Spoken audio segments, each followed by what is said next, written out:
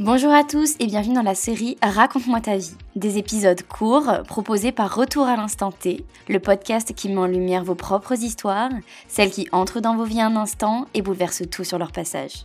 Raconte-moi ta vie, c'est vos petites histoires et anecdotes entre 1 et 5 minutes et le thème de cette première série est vos pires dates. Je vous laisse les découvrir, bonne écoute. Coucou, je vais te raconter mon pire date du coup. Moi c'était l'hiver dernier, en décembre dernier, et en fait je m'étais remise sur les applis parce que j'avais besoin d'oublier une personne ou de penser à d'autres personnes, d'avoir de focus sur d'autres personnes quoi, et de faire des rencontres, même si c'était pas forcément pour concrétiser quelque chose, mais j'ai besoin de voir de nouvelles têtes quoi. Et en fait donc j'ai rencontré un espagnol, à moitié espagnol, à moitié british, qui vit à Barcelone, etc. Bon, déjà, donc c'est lui qui me donne le date, enfin l'heure et l'endroit. Donc j'y vais, c'est donc pas forcément à côté de chez moi. Au final, le bar était complet, et puis du coup, on va à un autre endroit, donc à 2 pas, dans un autre bar. Jusque-là, écoute, tout va bien. Et donc comme je disais, c'est un hispano-british quoi, mais il préférait parler anglais parce qu'il était plus à l'aise en anglais. Donc moi je suis plus à l'aise en espagnol, mais bon, du coup ça m'a fait travailler mon anglais, donc très bien. Et donc dans le bar on discute un peu de tout et de rien, puis, enfin, on se raconte un peu nos vies, et puis bon on prend juste une bière quoi, et puis à un moment donné ouais, ça faisait juste une bière qu'on avait bu quoi, et en fait à un moment donné il commence à me dire, à me poser des questions du genre raconte-moi, c'est quoi le pire truc que t'aies fait à un mec? Et là, je me dis, je sais pas quoi lui dire, parce que moi, je suis quelqu'un, je sais pas, je suis une fille bien, quoi. Enfin, c'est un peu comme, ça me faisait penser à ma mère quand elle me racontait que quand elle était petite et qu'elle devait, on lui demandait de se confesser, du coup, elle inventait des trucs parce qu'elle faisait rien de mal. Donc là, je pense que ça m'a fait un peu le même effet. Après, j'ai trouvé quand même une histoire à lui raconter.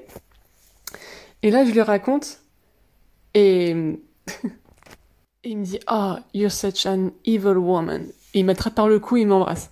Enfin, j'ai vraiment failli lui mettre un vent parce que j'étais vraiment surprise de ce qui se passait. J'ai vraiment pas compris. Donc, surtout qu'à la base, j'étais pas du tout dans cette attitude-là, moi, à la base, déjà de concrétiser, quoi. Et puis il commence à me poser d'autres questions un peu bizarres encore, enfin voilà, assez intimes. Donc j'étais un peu gênée quand même. Et puis à un moment donné, il me dit quelque chose, et moi je crois comprendre qu'il me demande si je veux passer boire du vin, quoi. Et donc je me dis, ok, pourquoi pas.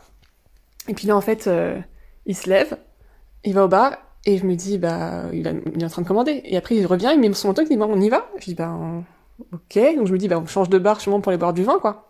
Donc je le suis, et en fait, on sort du bar, et là, il se dirige vers la porte de l'immeuble à côté, et en fait, je comprends que, en fait, non, on monte chez lui, quoi.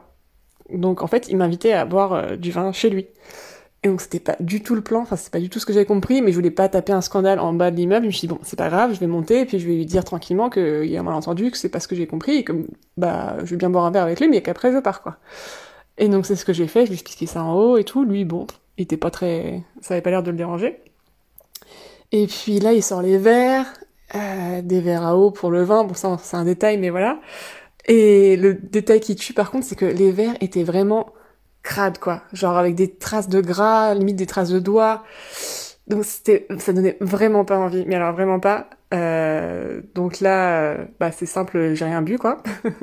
Et puis ça faisait vraiment l'appart du mec célibataire qui limite, je sais pas, t'as l'impression que c'est pas la première personne qui l'a mis dans la journée, tu sais, il y avait son lit qui était dans le salon, genre matelas au sol avec les draps en vrac, enfin voilà, c'était vraiment pas le truc. Enfin, je sais pas, ça faisait pas clean, quoi. Je sais pas, enfin, tout faisait pas clean.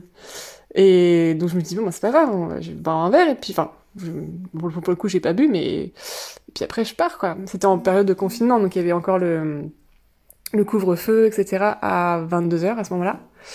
Et puis, on discute, et puis, au final, il essaye de me chauffer, voilà. Je lui remets une recale pour dire que, voilà, qu'il se passerait rien de sexuel ce soir. Voilà, il me dit moi aussi j'ai mes règles, comme si c'était l'excuse que je lui donnais alors que pas du tout. Et bref, on rediscute, et puis il réessaye encore une fois. Et là, le gong du couvre-feu m'a sauvée et j'ai réussi à partir, quoi.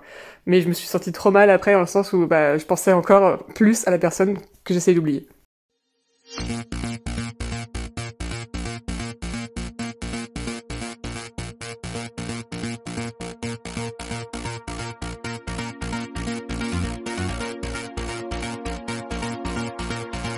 Merci à vous d'avoir écouté cet épisode de Raconte-moi ta vie. J'espère que celui-ci vous a plu. N'hésitez pas à m'envoyer par mail votre pire date à vous. Un grand merci pour ce témoignage anonyme et je vous dis à très bientôt pour un prochain épisode.